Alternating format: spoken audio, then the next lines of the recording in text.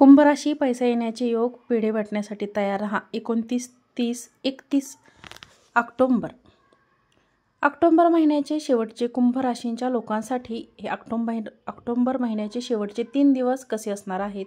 29, 30 आणि 31 ऑक्टोबरचा दिवस. जर या 3 दिवसात आपण ग्रहांची स्थिती पाहिली तर चंद्राची स्थिती पाहिली तर चंद्र मकर राशीत आणि कुंभ राशीत राहील. म्हणजेच 29 आणि 30 ऑक्टोबर रोजी चंद्र मकर राशीत आहे. शेवटच्या दिवशी 31 ऑक्टोबरला चंद्र तुमच्या राशीत कुंभ राशीत प्रवेश करेल. आता हे दिवस या ग्रहांच्या स्थितीनुसार म्हणजेच चंद्राच्या स्थितीनुसार कसे असतील, कोणत्या गोष्टी तुमच्यासाठी फायदेशीर ठरतील, कोणत्या गोष्टीमध्ये तुम्हाला सावधगिरी बाळगावी लागेल, चला जाणून घेऊ.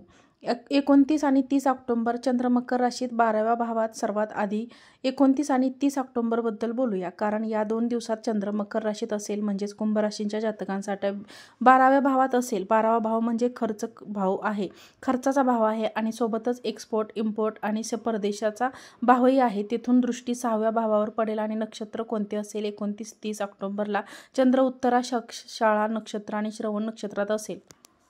तर इथे परिस्थिती काय निर्माण होईल. आरोग्य म्हणजे हेल्थ. सर्वात आधी आरोग्याबद्दल बोलायचे तर तुम्हाला तुमच्या आरोग्याची थोडी काळजी घेण्याची आवश्यकता असेल, कारण 12व्या भावातील चंद्र कुठेतरी थोडाफार तणाव टेन्शन देतो. तणाव नसला तरीही व्यक्ती स्वतः काही ना काही विचार करून तणाव घेते. त्यामुळे आपला तणाव कमी करण्याचा प्रयत्न करा.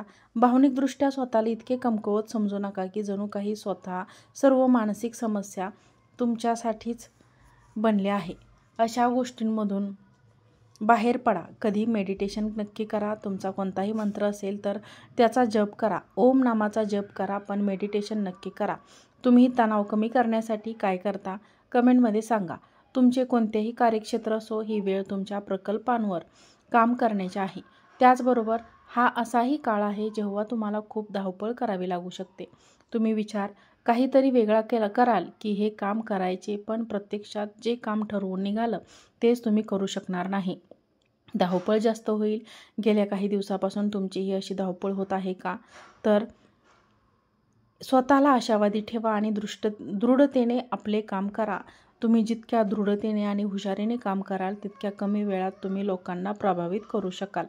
फक्त तुमच्या कामाप्रती तुमचा सकारात्मक दृष्टिकोन असला पाहिजे. लक्षात ठेवा की तुम्ही जे काही मिळवू इच्छिता ते मिळवण्यासाठी तुम्ही सक्षम आहात. असे काहीही नाही जे तुम्ही करू शकत नाही. रागावर नियंत्रण ठेवा. स्वतःला थोडा संयम बाळगा. मग बघा, तुम्ही संयमाने जे काही काम कराल तसे चांगले परिणाम तुम्हाला मिळतील. धनसंपत्ती म्हणजे फायनान्स. धनसंपत्तीच्या बाबतीत हे दिवस संमिश्र म्हणजेच मिळवलेले राहतील. एकीकडे खर्च होताना दिसत आहेत तर दुसरीकडे पैसा येतानाही दिसत आहेत. त्यामुळे दोघांमध्ये ताळमेळ राखणं, संतुलन, बॅलन्स राखणं खूप महत्त्वाचे आहे. असे होऊ नये की फक्त खर्चच होत राहील. तुमचे खर्च नियंत्रणात आहे की नाही आम्हाला नक्की कळवा. कौटुंबिक आणि सामाजिक जीवन. जर तुम्ही तुमच्या मनातील काही गोष्टी, उदाहरणार्थ एखादे काम, योजना, गुंतवणूक तुमच्या आईवडिलांना सांगू इच्छित असाल तर त्यांना विश्वासात घेण्याचा हा काळ खूप चांगला आहे. जर कोणाशी काही वाद चालू असेल तर तो वाद संपवण्यासाठी हेही दिवस चांगले आहेत. हे दोन्ही दिवसच म्हणजे 29 आणि 30 ऑक्टोबर तुमच्या कामात बदलायचे संकेत देत आहे. तुमच्या कामात बदल दिसून येऊ शकतो. एक गोष्ट लक्षात ठेवा की तुम्ही जे काही काम करत आहात त्यात तुम्हाला नेहमीच उणीव दिसतील, कारण म्हणतात ना, दूरचे डोंगर साजरे. तुम्हाला वाटेल की दुसरी व्यक्ती जी काही काम करते ते जास्त चांगलं आहे, तिची कंपनी चांगली आहे, तिचा व्यवसाय चांगला आहे, त्यात जास्त फायदा आहे. कारण जे आपल्याकडे नाही ते आपल्याला कधीच चांगलं वाटत नाही, कारण मेहनत जास्त वाटते. याबद्दल तुम्हाला काय वाटतं तुमचं मत सांगा. याबाबत तुम्हाला काय वाटतं तुमचं नक्की मत सांगा. त्यामुळे नवीन काम करत असताना किंवा जुने काम करत असाल, फक्त तुमची पूर्ण ताकद लावा. आत्माही विश्वास टिकवून ठेवा आणि प्रत्येक गोष्टीत सुसंवाद साधण्याचा प्रयत्न करा. तुम्हाला तुमच्या कामाचा फायदा नक्की होईल. व्यवसाय विस्तार म्हणजे बिझनेस एक्सपान्शन. जर तुमचा स्वतःचा व्यवसाय असेल, बिझनेस असेल आणि बऱ्याच काळापासून तुम्ही त्याचा विस्तार करू इच्छित असाल, तर काही पैसे गुंतवू इच्छित असाल, तर तुमची स्थिती मजबूत करू इच्छित असाल तर हा काळ चांगला आहे. तुम्ही काही लोकांशी विचार विनिमय करून यावर काम करू शकता. तुम्ही तुमच्या व्यवसायाचा विस्तार करण्याचा विचार करत आहात का? तुम्हाला काहीतरी अतिरिक्त काम किंवा जबाबदारी सोपवली जाऊ शकते आणि जबाबदाऱ्या कशा पार पाडायच्या हे तुम्हाला चांगलेच माहीत आहे. कुंभ राशींचे जातक जबाबदाऱ्या उत्तम प्रकारे पार पाडतात. रचनात्मक कामाशी जोडलेल्या लोकांसाठी हा काळ खूप चांगला राहील. या दोन्ही दिवशी तुम्हाला तुमच्या कामात प्रसिद्धी ओळख मिळू शकते, ज्याची तुम्ही बऱ्याच काळापासून वाट बघत होतात. कोणत्याही आध्यात्मिक गुरु किंवा कोणी मोठी व्यक्ती तुमची मदत करू शकते. थोडक्यात हे दोन्ही दिवस थोडी धावपळ, थोडी अस्वस्थता, यानंतरही तुमच्यासाठी बरे राहतील दिवस.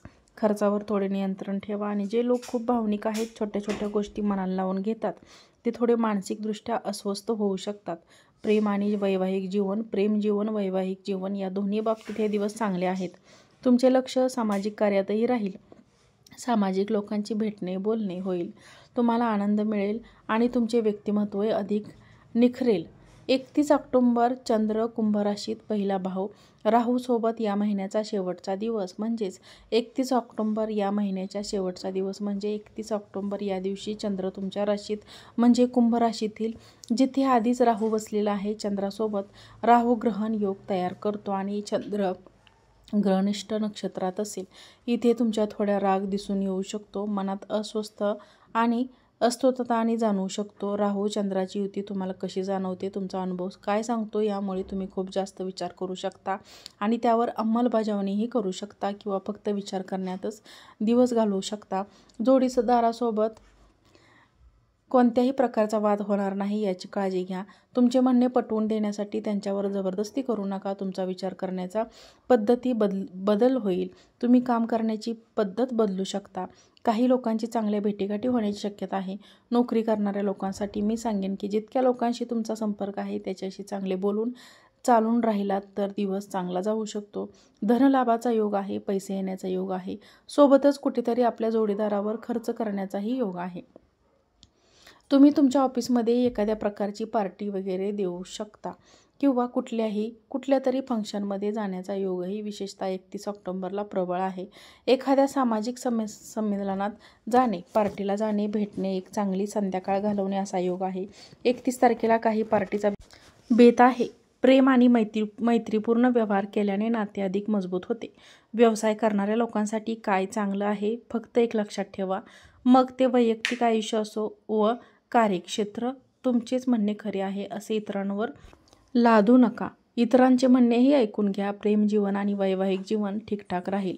संमिश्र परिणाम मिळतील. शिक्षण आणि उपाय शिक्षणाच्या बाबतीत हे तिन्ही दिवस संमिश्र परिणाम देणारे असतील. म्हणजे जर तुम्ही तुमचे मन खंबीर ठेवले नाही तर तुम्ही मागे पडू शकता. जे काही विषय आहे त्यांच्यावर तुम्हाला पूर्ण लक्ष केंद्रित करावे लागेल.